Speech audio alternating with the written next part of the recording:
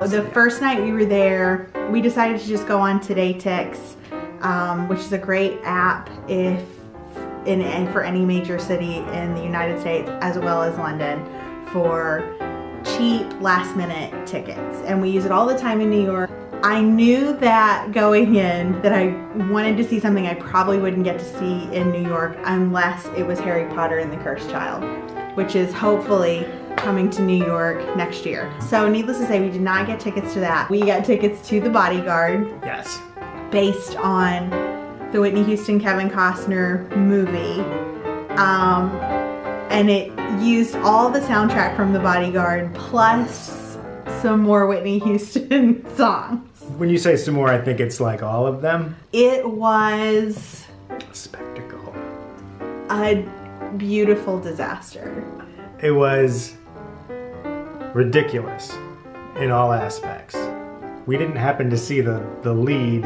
The star power they have right now is someone called Beverly Knight, and I was gonna say think Beverly Knight, and I'm sure she's fabulous, and I will check out one of her songs on Spotify tonight. But she wasn't in that night. They gave you anything you could want and more.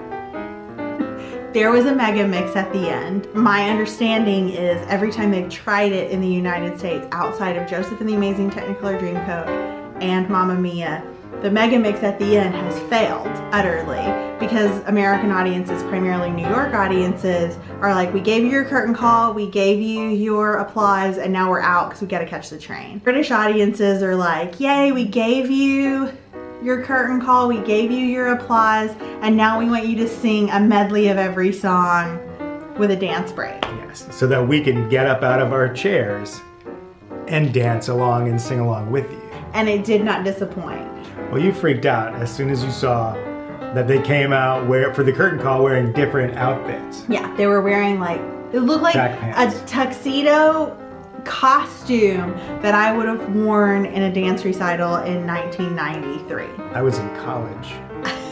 It gave me everything I wanted. So when they came out with that, I was like, what? Oh my God, they're doing some sort of mega mix. It's everything I could have asked for. I have no idea what she was talking about.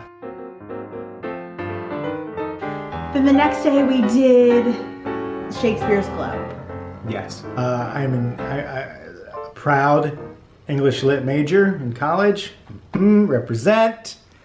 Unemployment. No way to monetize that. Shakespeare did it all. Everything that's worth saying, he already said it so many years ago. All right, friends. So we are at, tell us. The Globe Theater. Shakespeare's Globe Theater. And we are going to see Jonathan Pryce in Merchant of Venice. He's going to talk about the Jews. That's what he does. He has a whole soliloquy. Does not a Jew eyes? Does not a Jew bleed? Etc. and so forth. I'm beside myself with excitement. That's exactly why we're here. Overly excited that we were going to a replica of the theater. He, I guess, performed most of the works. The season ended October 15th, and we went on, I want to say October 13th. So we were like 2 days before it closed for the season, because it is an outdoor theater, which we had researched before we ever came to London. We got to see The Merchant of Venice, starring Jonathan Pryce. He did not disappoint. He was fantastic. We were like right there. He was right there, giving the soliloquies. We had great seats.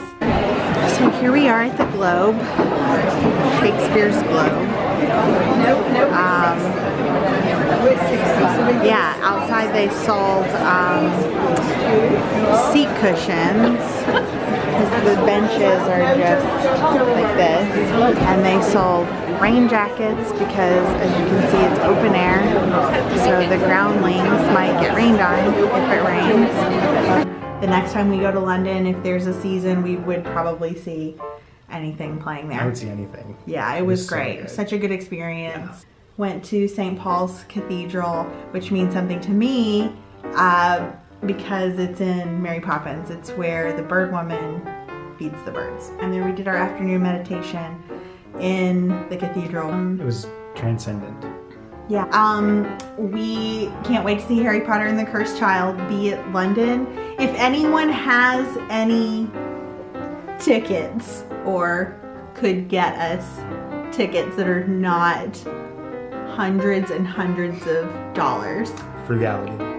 I will go back to London tomorrow and see the show. That doesn't jive with the spreadsheet. Okay, you're right, it doesn't. But seriously, we had a great time. Can't wait to go back. There's a place called Five Guys that gives you like whatever you want on your burger, and in the bag they'll throw like 10,000 extra French fries. So true story, when we went to see The Bodyguard, we tried to go into 2 different restaurants. One had a long wait, and the other one we sat forever and no one came. But we had a show to get to. We had a show to get to. We didn't exactly know where it was, so we wanted to give ourselves some time. So I was like, well, there's a Five Guys. And he was like, oh, no, it's great. You said, is there like a thing with the fries? And I was like, oh yeah, the fries are incredible here. And he said, have you been to one of these? And I was like, yeah, it's Five Guys burgers.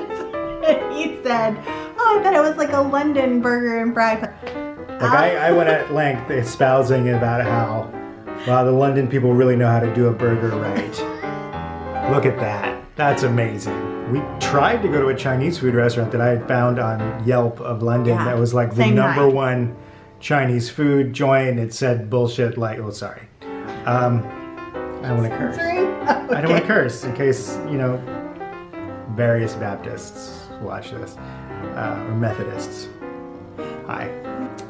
Yeah, and it said it was like the number one Chinese food restaurant, and you know, the best Chinese food isn't in Chinatown, it's 2 streets over. So we went, and I was all excited, and we found it, and it was a search, we found it, but it was like a little storefront, greasy Chinese place, and like their specialty was chicken stomach, and as a rule, I mean, any stomach, Fair. chicken or otherwise.